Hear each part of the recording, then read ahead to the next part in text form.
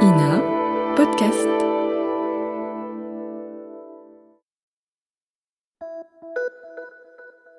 Salut, c'est Clara de l'Ina. Cette semaine, dans La vie d'avant, je vous emmène à la rencontre de Bernadette. On est en 1978. Bernadette se souvient de sa vie de noctambule quand elle était étudiante à Aix-en-Provence, puis jeune prof à Toulon. Elle profitait alors pleinement de la nuit et de la liberté intense qu'elle y trouvait. Oui, j'avais 19 ans. Et d'un jour à l'autre, sans avoir eu un copain, une copine, une nuit... Non, à 9h, je dormais. D'un jour à l'autre, j'arrive à Aix-en-Provence avec mes petites copines Suzon et Mado. Et on se dit, on va faire n'importe quoi. Et n'importe quoi, ça voulait dire surtout la nuit. Je ne sais pas pourquoi, mais la nuit, c'est le café, les discussions politiques, les grands. Voilà, c'est quelque chose qui appartient aux grands. Et nous, on se sentait encore des petites filles. Alors, je me souviens, quand je suis arrivée à Aix le premier jour, Suzon et Mado m'attendaient au car. Elles étaient déjà arrivées depuis une semaine. Et elles me disent, ce soir, il y a Mireille Genesi et des copains au jazz club. Tu vas voir, j'étais encore avec mes valises à la main et toute mon enfance dans les valises et dans mes habits, et dans mon cerveau et mon cœur et tout, qu'on me dit au jazz club. On me dit comment il faut s'habiller. Oh, avec un duffel coat, je demande très bien. Et puis ça a commencé comme ça pendant 2 ans à peu près. Je peux dire que vraiment, je n'ai presque pas dormi, je dormais le jour. Et à partir du soir tombé, la vie commençait pour moi, c'est-à-dire parler, aller au café. À Aix, c'est tout un rite. Hein. Il y a ça commence où est-ce qu'on était, nous, déjà ? Le mondial, et après ça allait jusqu'aux 2 garçons, selon tes opinions politiques et des tas de choses très très complexes. Tu allais là plutôt que là. Nous, c'était le mondial, c'est là où il y avait les Arabes et les communistes, c'était là donc le mieux, puisque c'est là où mes parents n'auraient jamais été, n'est-ce pas ? Donc, on parlait politique. Là, j'étais très complexée parce que j'entendais tout le temps des tas de mots autour de moi que je connaissais pas.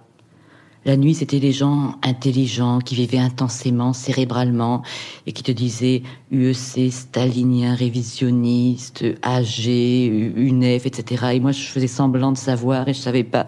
Alors, je posais surtout pas de questions, j'écoutais, puis de temps en temps, je disais ah oui, c'est tout. Et après, la nuit, il faisait que commencer, là. Après, tous les cafés fermaient. Il était 2-3 heures du matin. Alors, on se retrouvait. Oh, il n'y avait pas beaucoup d'endroits possibles. C'était en général chez Georges. Alors là, c'était le poker, ou la belote, ou la politique. Cuisine crasseuse, noire. Enfin, elle était noire, mais comme c'était la nuit. L'ampoule électrique minable. Le vieux thé d'il y a 3 jours qu'on faisait vaguement réchauffer dans une casserole parce qu'il n'y en avait pas d'autre. Mais moi, j'appelais ça vivre intensément. Je me souviens même que pendant au moins 1 mois ou 1 mois et demi de suite, j'ai pas pu dire s'il faisait beau ou pas beau. Parce que je me couchais à 9h du matin, 8-9h quand le jour se levait, et je me levais à 6-7h quand le jour tombait. Oui, le jour ou la nuit, c'est pareil, ça tombe. Quand arrivait 7h du matin et que les premiers cafés ouvraient, on sortait de chez Georges, il y avait Simon, il y avait Al, il y avait Bob des fois, il y avait tout ça. Et on volait une bouteille de lait devant une porte de bourgeois. On avait l'impression que c'était un acte hautement significatif. Et on arrivait au café, puis on demandait au gars un café dans un grand bol. Il voyait bien qu'on avait volé la bouteille de lait. Alors on mettait un peu du lait dans le grand bol pour mélanger avec le café, puis on buvait ça, content que ce soit du lait volé. Et on allait se coucher, 9h du matin. Pour moi, c'était la fête. C'était assez triste parce que sentimentalement, c'était des grands amours déçus. Le monsieur qui passait dans la rue, c'était le futur grand amour. Et quand qu'on l'avait vu, je sais pas moi, 1 quart d'heure dans un café et qu'il détournait la tête, c'était la fin d'un grand amour. Pour moi, pas forcément pour tout le monde. Et puis après ces 2 années-là, j'arrive à Toulon. J'avais été recalée à l'oral du CAPES, bien sûr, c'était l'évidence même. Et je suis nommée maîtresse auxiliaire à Toulon, dans un grand lycée mixte. Et là, on me dit qu'il faut se lever à 7h du matin, aller en classe quand la cloche sonne, sortir de classe quand la cloche sonne. Donc, le jour, c'est une série d'obligations.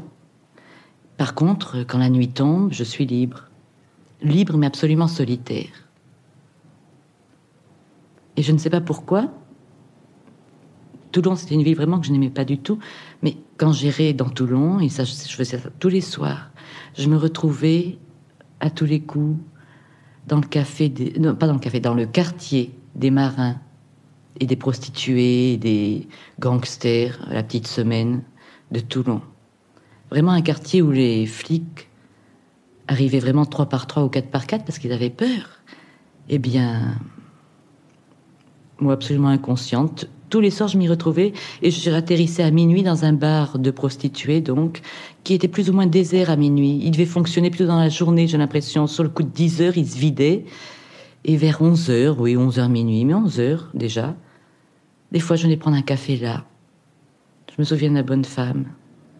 Je viens un peu grosse, elle était un peu rousse avec des espèces de toutes petites franges, 3 petites mèches raides sur le front.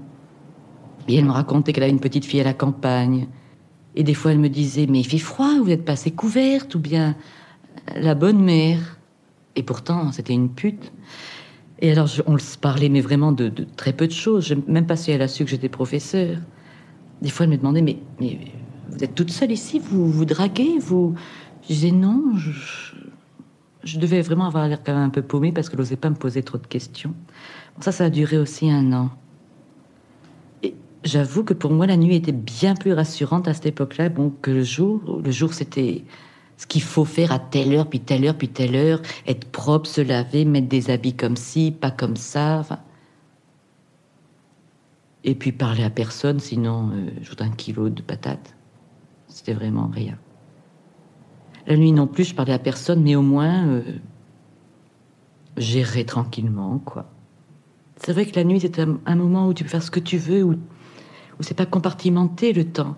Dans la journée, à moins d'être un clochard, ou bien quelqu'un qui a vraiment une chance énorme, dans la journée, malheureusement, tu dois faire ça à telle heure et ça à telle heure. Alors que la nuit, tu peux faire vraiment durer les moments aussi longtemps que tu veux. Et moi, j'ai horreur de compartimenter mes moments. J'admire toujours les gens qui disent j'ai ça à faire dans la journée, j'ai un rendez-vous ici, j'ai ça à faire. Peut-être que j'aurai 1 quart d'heure à te consacrer. Mais moi, j'ai toute la vie à leur consacrer parce que vraiment, j'ai pas un rendez-vous d'ici jamais, quoi. Ça me fait penser tout d'un coup à cette phrase de Pavese qui commence le bel été. Je ne sais pas si c'est cette nuit-là, je crois bien que je ne dormis pas, ou bien cette nuit-là, je crois bien que nous ne dormîmes pas. Mais en tous les cas, c'est exactement ce que je ressentais, par exemple, pour Aix-en-Provence. Je ne dormis pas, c'est-à-dire la nuit, dormir dans un lit, ça n'existait plus. On dormait vite de temps en temps dans la journée pour que la nuit soit là, pour qu'on la vive, et non pas qu'on la dorme. Une jeunesse qui a besoin pas de bonheur, mais d'intensité. C'est pas pareil.